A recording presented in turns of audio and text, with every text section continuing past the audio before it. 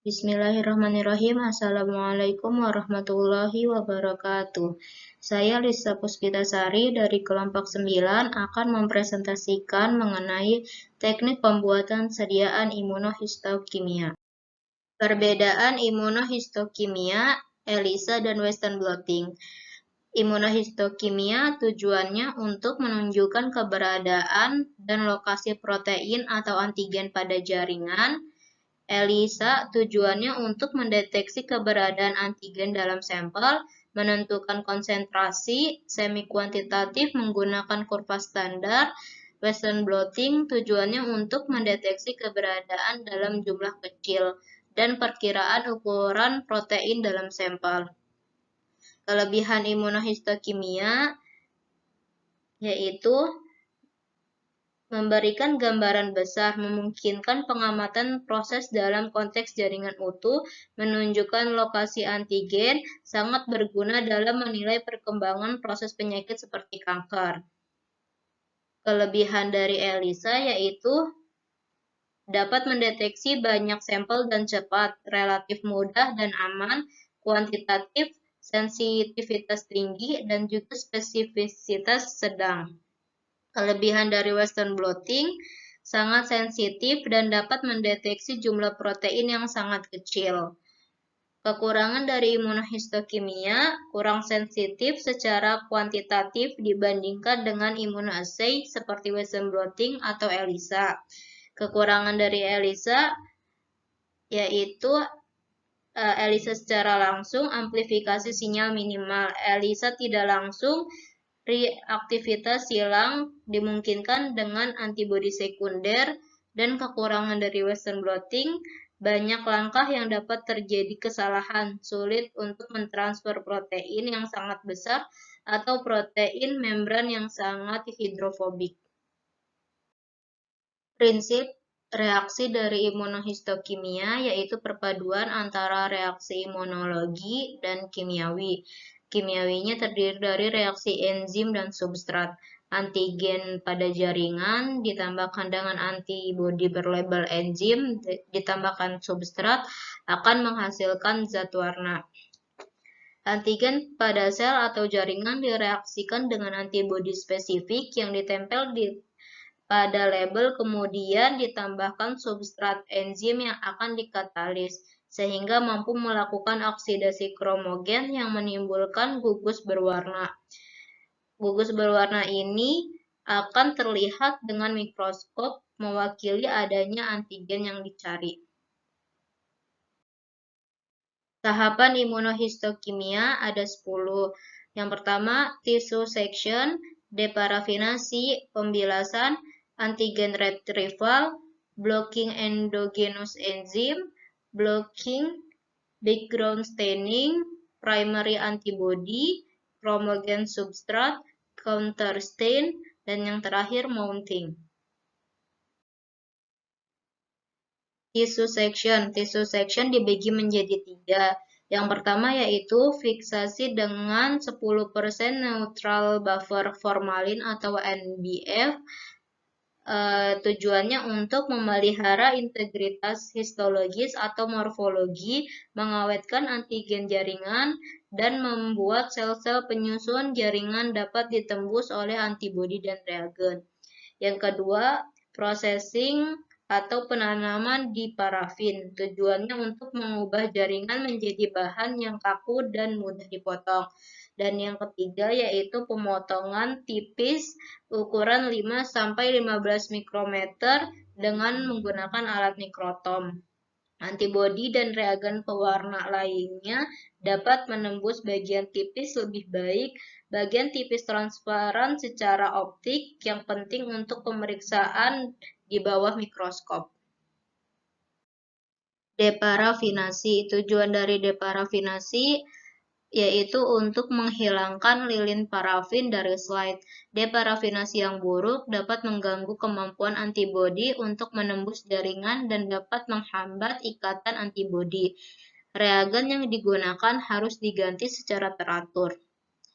Parafin dengan kandungan plastik yang tinggi memungkinkan waktu yang lebih lama dalam silin dengan untuk membantu penghapusan. Pembilasan bertujuan untuk menghilangkan kelebihan antibodi primer yang terikat pada jaringan antigen, membilas bagian jaringan di antara inkubasi dengan reagen yang berbeda. Reagen yang pertama yaitu fosfat buffer salin atau PBS dengan pH 7,2 sampai 7,6. Dibuatnya dengan melarutkan NaCl, KCl, Na2HPO4, dan KH2PO4 dalam air suling. Yang kedua yaitu tris buffer salin atau TBS dengan pH 7,4 sampai 7,6. Dibuat dengan mencampurkan senyawa organik tris dengan NaCl dalam air suling. Antigen retrieval. Fiksasi menghasilkan protein ikatan silang menyerupai jaring yang sangat padat atau jembatan metilen. Jaringan molekul ini dapat melindungi antigen terhadap antibodi. Proses menghilangkan jembatan metilen ini disebut juga dengan antigen retrieval. Dibagi menjadi dua, yaitu enzim dan buffer. Enzim 5-15 menit pada suhu 37 derajat Celcius dengan tripsin, pepsin, dan proteinase K. Membutuhkan optimalisasi konsentrasi enzim dan waktu treatment. Jika tidak tepat, jaringan bisa rusak secara fisik oleh enzim. Yang kedua yaitu buffer pada pH rendah atau tinggi pada suhu tinggi 95-90 derajat Celcius. Tris EDTA pada pH 8,0 atau 9,0, buffer natrium sitrat pada pH 6, EDTA pada pH 8. Selanjutnya, blocking endogenous enzim. Jika enzim endogenus tidak diblokir, mereka dapat mengubah larutan substrat kromogenik menjadi endapan berwarna yang mirip dengan efek yang dihasilkan oleh konjugat enzim yang ditambahkan secara eksogen. Enzim endogen ialah enzim yang alami dihasilkan oleh tubuh manusia. Blocking background staining. Prinsipnya yaitu protein yang berlimpah dalam serum mengikat target non-spesifik dan membuatnya tidak dapat diakses oleh antibodi primer. Pengikatan non-spesifik antibodi primer ke protein jaringan menghasilkan pewarnaan latar belakang non-spesifik yang akan mengganggu pendeteksian antigen. Untuk mencegah background staining yaitu inkubasi dengan buffer block serum hewan normal dengan PBS sebelum inkubasi dengan antibodi primer. Primary antibody. Antibodi primer dibuat oleh sel B sebagai respon terhadap patogen alami. Dapat diproduksi untuk kebutuhan imunohistokimia secara artifisial dengan mengimunisasi hewan inang dengan antigen yang diketahui. Antibodi pertama yang diberikan dalam teknik imunohistokimia dan dapat berikatan dengan epitop antigen atau protein yang ingin dideteksi.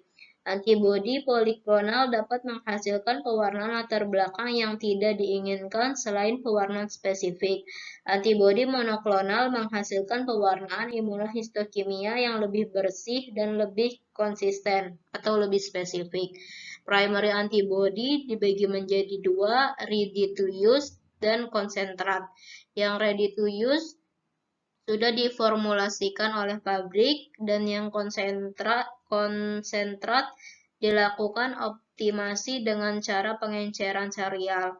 Hasil pengenceran ini digunakan untuk mewarnai slide kontrol positif dari jar yang sama. Kromogen substrat. Enzim mengubah kromogen tak berwarna menjadi partikel kecil berwarna dan tidak larut yang mengendap di atas antigen jaringan sehingga dapat diamati di bawah mikroskop. Enzim yang dilabel pada antibodi ditambahkan kromogen substrat yang akan bereaksi. Contoh enzim dan substrat yang bisa digunakan. Ada horseradis peroksidase, DAB 3,3 diamino benzidin akan menghasilkan coklat. AEC 3 amino 9 etil karbazol akan menghasilkan warna merah. CN 4 kloro 1 naptol akan menghasilkan warna biru. P-penilenediamin dihidroklorid Hanker Yales reagen akan menghasilkan warna biru. Kemudian ada alkali fosfatase BCIP atau NBT bromokloroindolil fosfatase ditambahkan dengan nitroblu tetrazolium akan menghasilkan warna biru. Kemudian ada Fasret TR gram 4 kloro 2 metil benzenediazonium akan menghasilkan warna merah. Kemudian ada glukosa oksidase TNBT atau tetranitrobel tetrazolium akan menghasilkan coklat sampai hitam. Kemudian NBT nitrobul tetrazolium akan menghasilkan biru sampai hitam. Dan INT iodopenil nitropenil tetrazolium akan menghasilkan warna merah.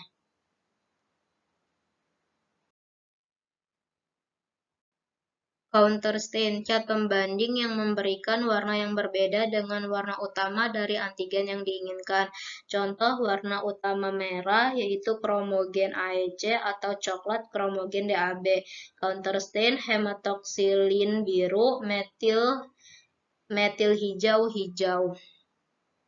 Kemudian warna utama biru BCIP atau NBT, maka counterstainnya nuklir Fasret merah.